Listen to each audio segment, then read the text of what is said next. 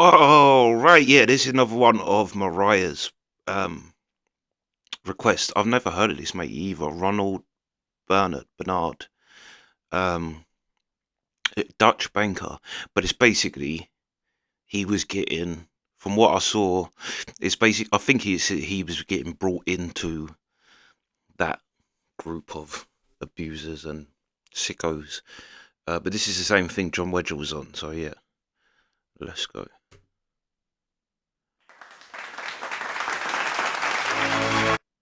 We'll skip this bit.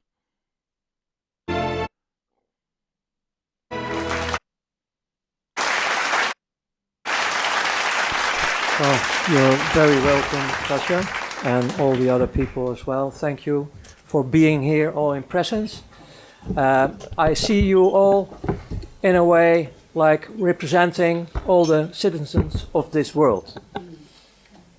You are just a few here if you compare it with the 7 billion, but you are all representing the human being on this earth. And after having my hell ride 1 hour with my sister here, it's quite heavy to start. I have to admit that. I didn't prepare anything. I just go with the flow. Thank you for the introduction. It is what it is. I was on both sides as a child and later as a perpetrator. I have to start with the birth of a human being.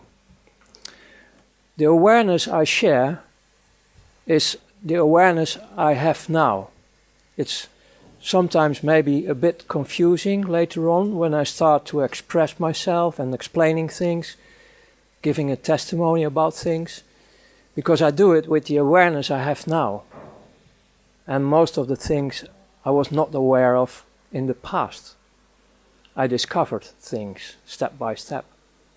But to begin with the birth, this is a universal thing. It is when we are born, I start to discover we are so connected with the source of life, what I call the creator of heaven and earth. We are pure. We are manifesting the God, being the son or the daughter. We are the light. On the moment we arrive, everything is fine. Okay, there are always exceptions that you can say, okay, there is a malfunction in the body, nobody is perfect, and so on. But the light is there, it's manifesting. Then we enter the program of this world. And this is not a new program, it's a very old program.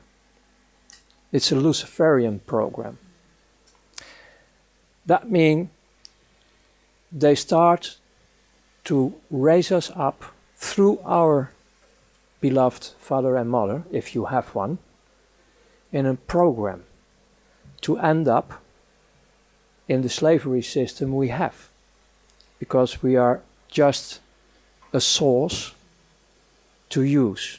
We are the value, we are the light, and they want to suck it completely. Like screwing the orange.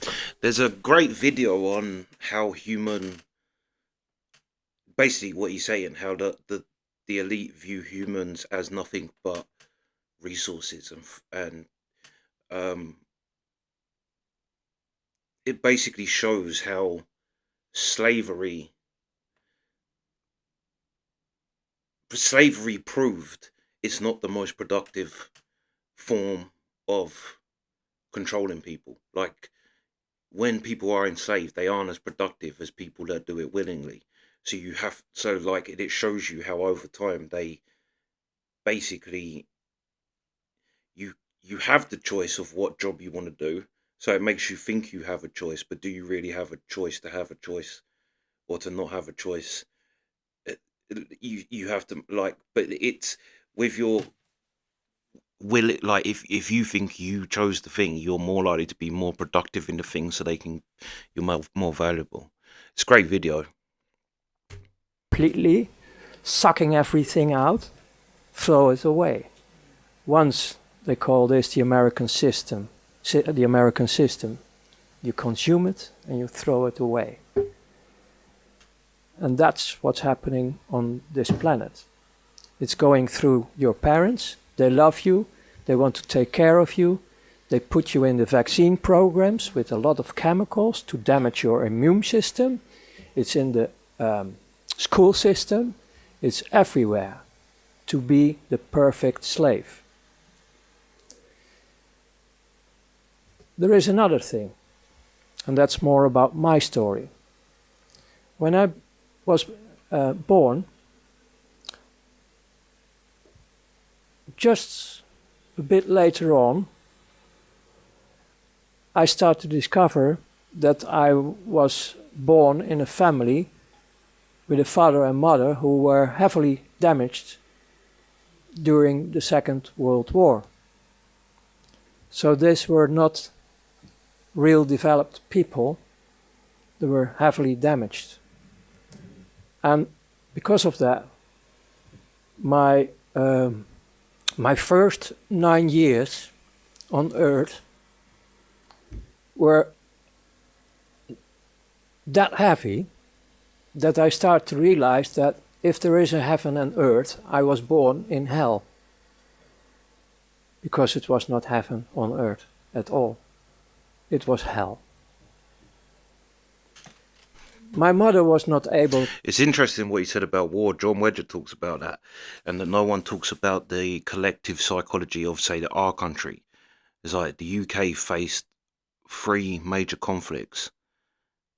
The 100-Year War with France, which led into the First World War, which led into the Second World War. We lost a lot of men in them throughout them like 200 years of nothing but war. And then you can throw in the Spanish and whoever else before that. But it's like in war nations, the damage that he's done, the psychological damage that he's done is never taken into effect, and how that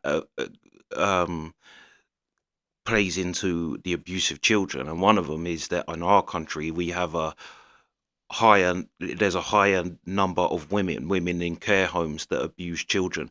And it's like, and basically because the men that they should be going out and dating and are dead, like they all died in the war. There are no men. That it's like and he's like, and you see how war changes the abuse thing. And I mean, and if you're not even talking about the essaying of people, then you think of just the soldiers with PTSD that beat their kids or drilled their kids like they were military people, and how that affects people. And it's like, it's John Wedger he says a great thing on it where he's like, people don't take into account what war does to a populace's mental health. To defend me. And my father figured out that he couldn't hit my mother. She was so heavily abused and damaged that it doesn't matter for her. So to hit her, I was the firstborn. Because he knew that my mother, for the first time,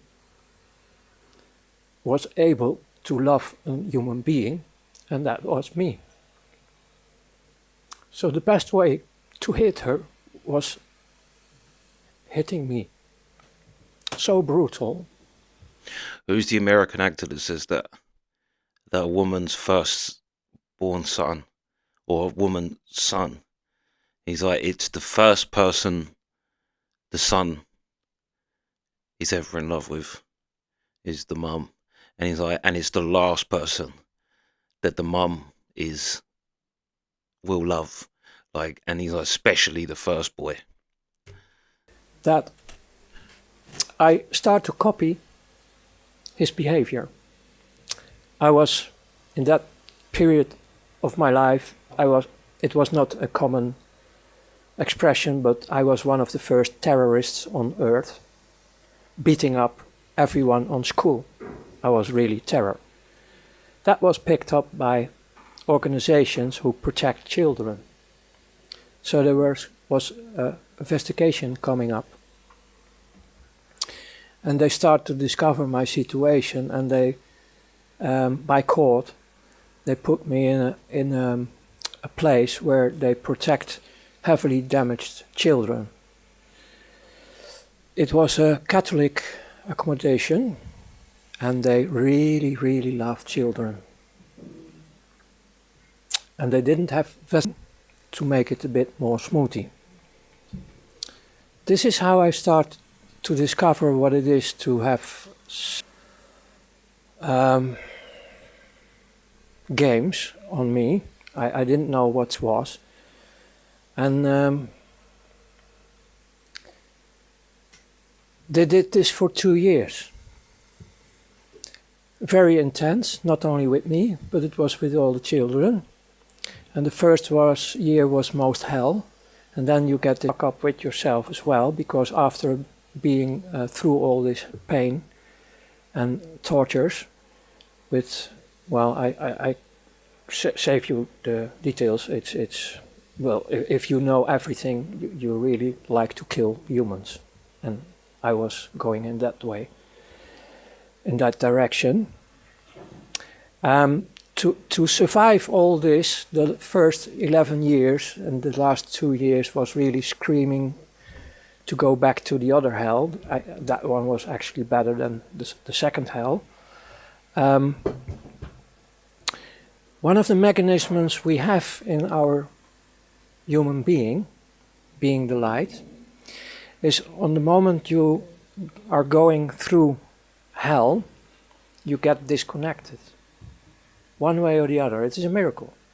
So your body is still moving around with everything they are doing, but you're not there. You are there, but not there. Disconnected. That's the way how we survive all this horror. Even they put plastic. No. Sometimes you go out of the body and you see yourself. It's the way how you start to develop being sensitive in other dimensions. Actually, on your way home, back to the source. When I was coming out of this 11 years, I was completely an adult. An adult who was back inwards, locking myself up in an atomic bunker, not having any attention to be damaged once again by humans. And I was full of hate, meaning full of poison. And I was ready to go in this world to destroy every human being I can get a hold on, a grip on. So coming out of this mess, my mother was in the meanwhile divorced. She was left alone in a little caravan, hungry. I started to take care of my mother in a strange way, because she was also betraying me. She couldn't save me. So actually I'm a bit fucked up in the past, and later on in life I need really healing, and I'm healed. Still, it's quite difficult to give this testimony. But on the moment I came out, I grew up taking care of my mother, meaning I start to be criminal. I have no affection or reason to follow orders or rules or whatever. I was liberating myself from this madhouse and starting to do nasty things in my youth already. I was playing with other children, being soldier, and I chose to be a Nazi on purpose. And I was making this march through the houses where all the old people are living, where they take care of the old people, and I knew they were out of the war. And I did it on purpose. I really start to beat people, to traumatize people because of my hate. Once I nearly killed an adult in that period. In school, same mess. My English was not developed on school. I was always kicked out. I had my diplomas, but I paid for them. Ha! Fuck you all. That was my mentality.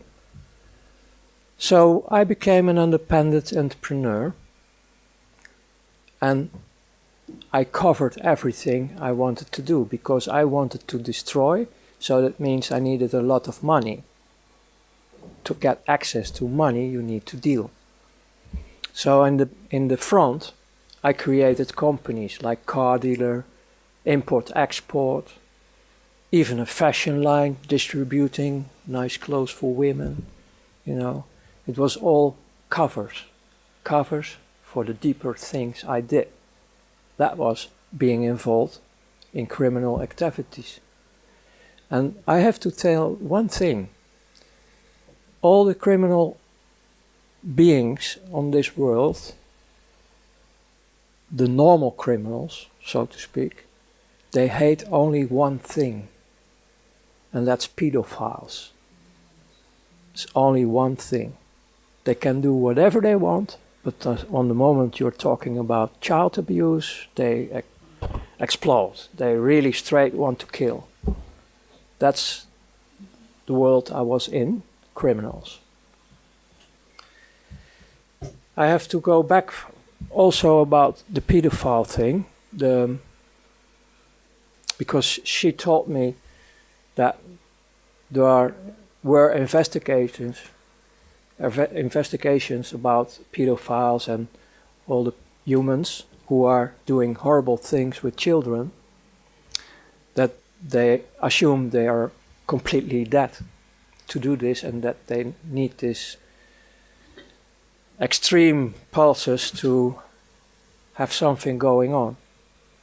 Based on my own experience, I really start to believe it's actually a knowing, because it was also about my own story, that you're still alive. Even you do the horrible things on this planet, you're still alive.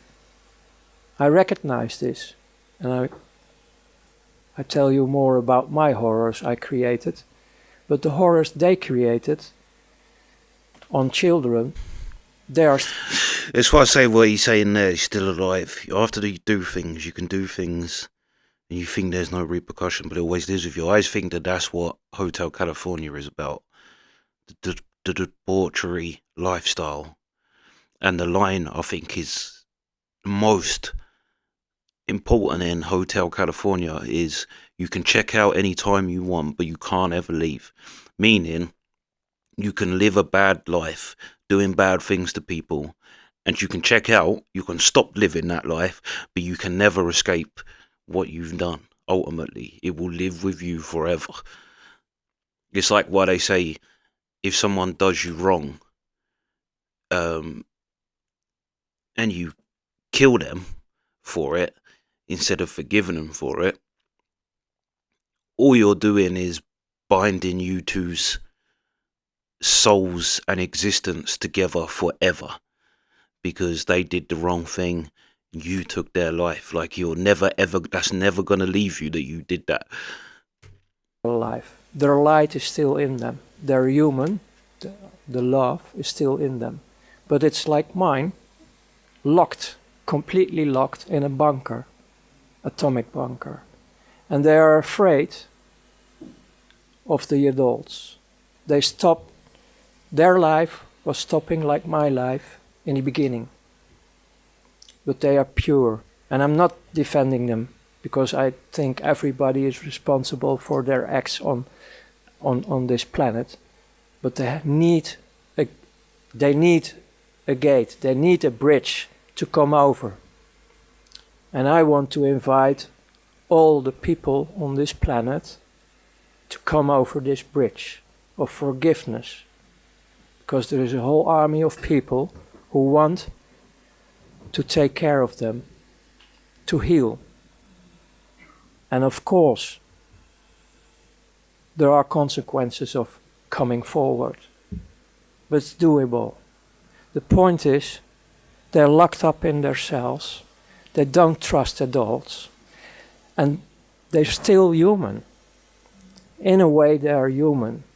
And they need also affection. And the most safest way to get a bit of affection is through animals or children. I'm not talking now about the satanic part, about the normal part. So, one way or the other, in every human, I believe there is a child who is partly locked or completely locked, because we're running through a program. So in a way, who can proclaim on this earth, on this moment, that he is fully the being he was when he is born? Who can claim this? Who can proclaim this on this moment? Who is fully the light represented on earth? Who is the original being, without of being programmed, without of being hurt, without of being manipulated? In that a Tupac line as well, where he says aren't afraid of you're not afraid of the dark, you're afraid of the light. Like, people always talk about, I'm afraid of the dark, people being afraid of the dark. You're not afraid of the dark.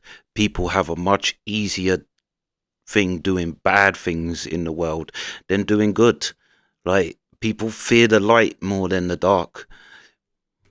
Horror we are facing today is our horror.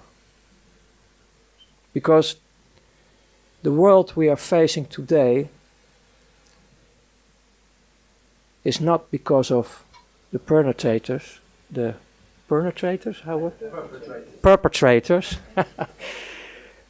It's about the billions of people who are doing nothing. And it's not pleading guilty. No. It's about being unaware. Having said that,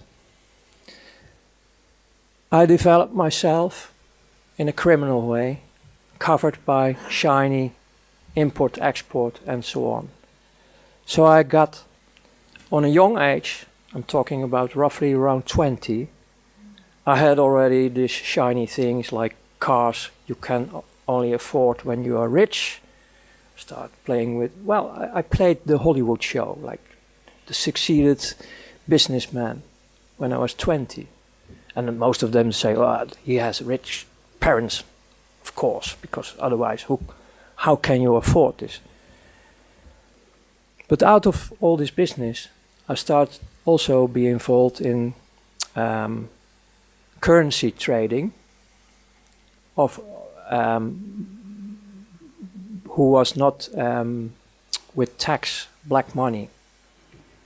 So I started to be making a little bit of business with money. And then one of the guys in Brussels, who was one of my partners in dealing with currencies, said, hey, you run around the clock daily with all your business and activities. Why don't you go into money trading? We have license available and we can make a deal. And we did this through offshores, like nothing on your name. And it could be a nice career for you. There was one condition, a warning ahead. You have to put your conscience in the freezer in minus 100 degrees. And I say, no problem. Hey, I'm nearly dead, so no problem. So I became, step by step, a servant of the big money, step by step. It was still taking some years to come in the higher regions. And I get more and more excitements, like from Russia, Secret Service. They printed better dollars, American dollars, than the American dollars who were circulating from the Federal Reserve. Better quality. And they were printed, made in the USSR. And we get the assignment, we get our commissions, and we get the assignment to dump this in the market through bigger drug dealers,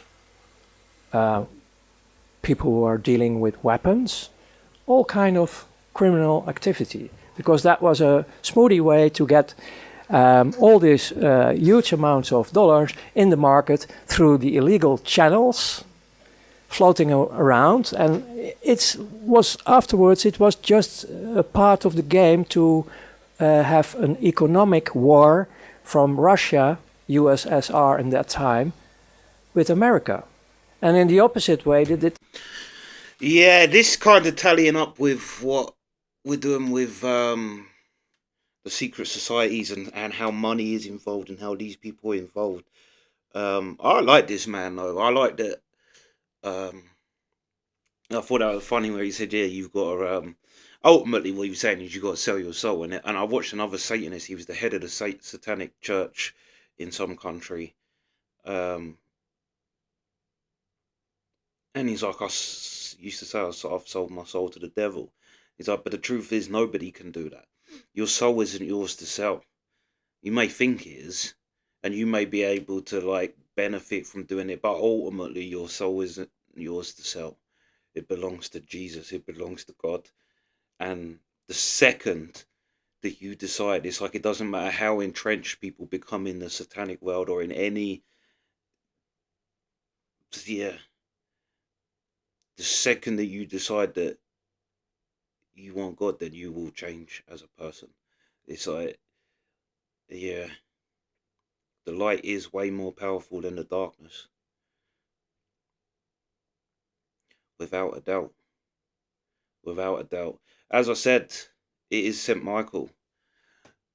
Saint Michael beat the devil. He beat Lucifer. God didn't even need to use Jesus in that thing. It's like the devil is the highest level of the evil side. He's the main guy. He's yeah, but he don't come near Jesus's level. And yeah, to think he does is madness because Lucifer literally lost to an angel. And an angel ain't nowhere near the level of Jesus. Do you know what I mean? Jesus is gonna bitch slap the devil when he comes back. But yeah, this is great. I actually I want to listen to more of his story and his thing. I mean, obviously we're going to, but I mean, like he's got I've been on podcasts and things. But you see how that child abuse as a child, well, the child abuse and the disassociating with what's happening, what's being done to you, leads into being able to victimize other people and disassociate what you're doing to someone else. You see how that is literally hand in hand, obviously, what's going to happen. If you are being abused as a child with something that you don't even understand what's happening, you just have a thing that it's wrong and it hurts.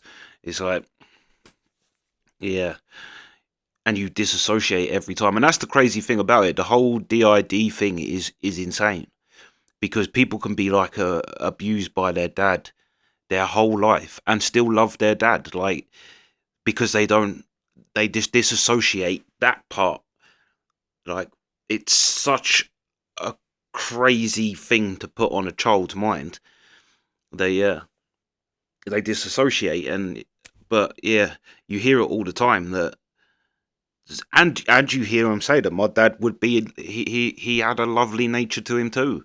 He was generous, he was caring, but he abused them, and it's like you disassociate the good parts of the person to the bad parts, and yeah, you see how that leads hand in hand with being able to victimize someone else and disassociate from your actions. And it's like so true of a lot of our criminal. I mean, most criminals, not all. We have a thing in our country because I know it's like hurt people, and there is an element to that, like him, hurt people. But we have a thing in our country which is mad, bad, or sad with criminals. Their story, they're either mad, where they're just crazy, bad. Some people are just born bad; they just are bad, or sad. They have a tragic backstory, whereas this guy would be sad. His story, if he went to prison, he'd be in the sad category. But yeah, you have mad, bad, and sad. Yeah. That's it. Some people are just born bad. It's like there's no real reason for it. Like they just are. It's what Jordan Peterson says about the bartering and the barter system. He's like, if you think about how the world is set up, it's actually set up great. He's like, because it's I do something for you, I provide service for you, you pay me in kind. That keeps the world going. And you think, yeah, that's perfect, that's fair. Everybody gets something they want, and everybody is able. He's like, but then you throw into the thing that 10% of the world's population are psychopaths, and not all psychopaths. In fact, most psychopaths aren't violent. They just don't have a basically they don't have a conscience. They don't have a that part of their brain, and they are able to exploit people and do things where the average person wouldn't. Now you can create that in a person, but yeah, some people are just born, and there is no cure for a psychopath. Like there isn't. They are born that way and they will die that way. There is it's nothing. There's no cure for it. In fact, most people don't even really know what it is. There's not really a great deal wrote about psychopaths and the understanding of psychopaths up until very recently. I think the earliest books and that started coming around where people go each psychopath to psychopath and see what um the similarities. And yeah, but it's true. Jordan Peterson's right. If without the whole psychopath thing, the world would be a perfect place. But when you have 10% of the population that are psychopaths and willing to exploit and willing to hurt and willing to damage in order to get ahead, it completely throws everything. And then also it's like an evolutionary. Why evolutionary? Why would evolution produce psychopaths? Well, it kind of makes sense why they would, because if you want to think of how our history, everybody's history was conquering, attacking each other. Is like if you want to go to the next village over, raid them, rape and pillage through the town, you're going to need a certain amount of psychopaths that are willing to go and do that. Like not everybody's gonna. It's like Viking. Viking isn't a race of people. Same as Saxon. Saxon isn't a race of people. Viking and Saxon are words um, given to them from their victims. It's actually an action. It's raiding, it's raping, it's pillaging, it's taking slaves. That's what Saxon is. In fact, Saxon means men of the long knives because of the sax or the yeah. How do you say it? But anyway, yeah, it was based off of the weapon that they had. But yeah, Viking and Saxon was the raiders. But most of this Viking, what would be called Vikings in Sax, the Danish and Swedish and Norwegians, and then you've got with the Saxons, the free, what's they call them, the Frisian Empire, the Frisian people, the I can't even remember what they are, but yeah, most of them people were just farmers, right? They weren't Viking. Most Vikings weren't Viking. They weren't going out Viking, and the most Saxons weren't Saxoning. They weren't going out Saxon. Like, yeah, it was a small group of people that would go and raid things for everybody else, basically, and that's where you have a preserved group of psychopaths throughout history. But yeah, yeah. Anyway, that's part one. Sweet.